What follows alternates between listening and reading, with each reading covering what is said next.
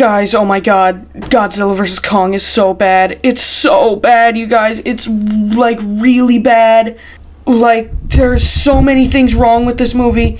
There's so many things. It's really, really bad, you guys. But I'm gonna be completely honest. I love this movie.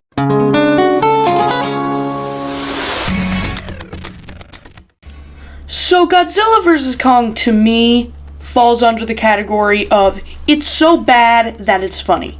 You know the movies. Shark Boy and Lava Girl, The Room, Batman v Superman. Now, as I said before, I love these kinds of movies because, to me, they're even funnier than movies that are trying to be funny. Now, before we get into the actual review, I need to provide some background on myself, because I have not watched any of the other Kaiju Cinematic Universe movies that they've made, because they just didn't look very interesting to me. The only reason I watched this one was because it was for free on HBO Max, and I said, that looks really bad and really funny, so I'll watch it. However, I did watch this movie knowing there were movies made beforehand, so if there was any story beat that I didn't really get, I would fill in the gaps and assume that they were from the movies that I hadn't watched, and do not plan to. Okay, positives first. Don't worry, there isn't many of them. First positive that you would notice is that the effects are really, really good in this movie.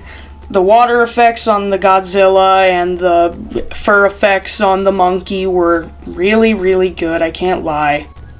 And some other positives are, Alright, let's jump into the negatives. Okay, first off, the acting in this movie is really bad. A lot of the actors do not do a very good job. The only person who did a good job was this Scottish kid, I can't remember his name, Josh. I think his name was Josh.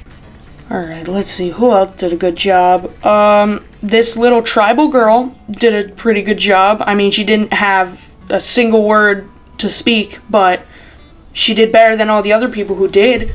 Now, I know this doesn't really fit into the segment of this video, but I just had to talk about this guy. Okay, so there's this blonde guy in the movie. He's like one of the main characters, and he has like 10 lines. I just wanted to mention that because it really bugged me. Now, I could see that these actors are probably really good actors in other movies, but the script for this movie was just so bad that they had nothing to work with whatsoever. And just to show that they're probably good actors in other places, let's look at the cast. Alright, Millie Bob Brown. Oh, that's the lady from Stranger Things. She's good. Alexander Skarsgård. Julian Dennis. Who are these people? What? Yeah, I don't know. These guys are in, like, nothing. But who cares about the acting or the script or anything like that? We came here to see giant animals fight each other. We came here to pick teams, bet on our lives, and see which giant behemoth will punch better. Now, personally, I am team Giant Monke. So, let's go over the fights and see who wins. Okay, so they fight 2 times. They fight 2 times. One time on some boats, and Godzilla wins. Godzilla wins that time. No, but wait. It was unfair. Godzilla had the water advantage, and King Kong can't swim very well, and Godzilla is obviously a good swimmer. Well, let's see. When do they fight again? They fight again in Hong Kong. Hong Kong? Guys, come on. King Kong has to have the advantage. It literally has Kong in the name. Alright, yeah, Godzilla wins. Yeah, I don't know what I expected. A big monkey or a giant laser shooting dragon demon. What am I doing here? What? Look up, I'm set, okay? My team lost. Alright? Wait. What? They fight a 3rd time? What? They don't... Oh. Oh. Man, I thought this time would be different.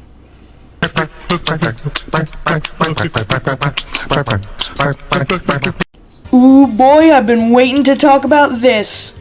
Okay, so, in this movie, there is a B storyline that follows this group of some sorts of 3 freaks. There's this nerd kid who drives a van, there's this girl, and then there's this guy who, like, drinks bleach out of his dead wife's flask, gun, holster.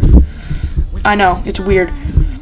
But the whole movie, they're trying to sneak into the big bad base of this company, and nothing happens. It's a completely pointless storyline, and I hate it so much because there's no point in having it whatsoever, except for one thing. Okay, so everyone knows this. In these kinds of versus movies, there's always a third threat that the two who are quote-unquote versing each other need to team up and defeat. Batman v Superman, there's Doomsday. In Civil War, it's Baron Zemo. And Godzilla vs. Kong is no different. The reason that they do this is because it would be bad for business if they actually made one of the sides win, because that means the people who wanted the other one to win is not going to watch the movies anymore because they're upset that their team lost. And I know what you're saying, but Rang, didn't you say that Godzilla beat King Kong 2 times? Yes, I did. But they revive him. His heart is slowing down, but they use like a big electrical charge to restart his heart. Okay, so what you're probably wondering as well is, what's the third threat in this movie? Well, in that B storyline, that one thing I was talking about was while they're crawling around in that big business base, they find Mechagodzilla. You know, the thing that they spoiled in the trailers for a few frames? But why are they making a Mechagodzilla, I bet you're thinking? I have no idea. They just say, we need to make a second Godzilla. And the Mechagodzilla is the whole reason why Godzilla is attacking people in the first place. So there is no reason to make a Mechagodzilla except to, like, defend from other monsters, but the monsters wouldn't even come out if you didn't make a Mechagodzilla! Anyway, Mechagodzilla comes out and he destroys the entire city of Hong Kong after King Kong and Godzilla already did that when they were fighting. But when he comes out, he starts destroying Godzilla and King Kong, but they fight together and they're not winning at all. But then the stupid people in the B storyline, they're like, well, we're all gonna die, except for that one kid who I was talking about was the only good actor in the movie, spills some coffee or scotch or some kind of drink or whatever all over a control panel, and it shuts the whole giant robot down. It's the dumbest thing. And I know after all the things that I've said, you might be thinking, wow, this is really the stupidest movie ever made. But I skipped over, like, the entire second act. So, you can imagine how bad this movie is. But, with all that said, I still love this movie. Look, I don't know, but the movies before could be even worse, or they could be better. But obviously they performed well, because they made 4 of these movies, and maybe even more to come. But, in my opinion, Godzilla vs. Kong is really bad and really funny. So, if I add that all up, quality-wise, the movie is a 2 out of 10. But, subjective-wise, I'm giving it an 8 out of 10. Alright, I'm out of here.